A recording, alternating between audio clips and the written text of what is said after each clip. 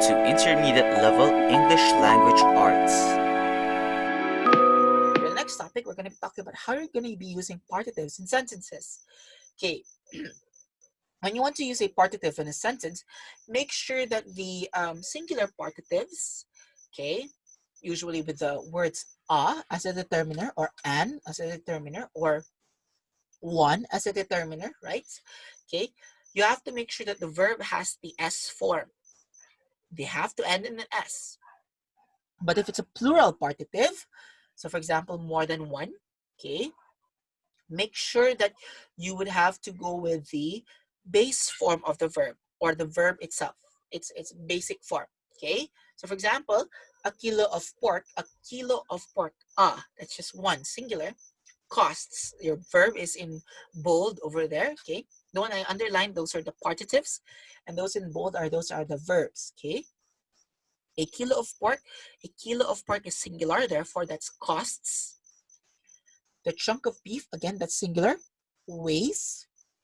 But number 3, you have 2 cartons of powdered milk. 2 cartons, okay, that's plural. Therefore, you have to use a base form, cost. And 4, these 4 packs of sugar, right? 4 packs, that's plural. Therefore, you have to use a base form, weigh. Okay? That's how you use partitives in sentences. Be sure that you double check it. Make sure that you look at it. If your partitive is singular, then the verb has to be with S. If it's plural, then no S. All right? With that, you could also use partitives as objects. Like, for example, they receive the action. Okay, for example, number 1, we buy a sack of rice every month, right? I made the verb there bold, buy. Buy what? We buy what? A sack of rice. That's being an object. It receives the action. Therefore, we buy a sack of rice. The street vendor sell what?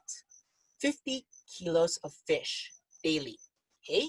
3, mother uses 3 cups of flour in one cake recipe. Uses what? 3 cups of flour, right? So that's how you use partitives in sentences. You could either make them as subjects or you could make them as objects, all right? Now,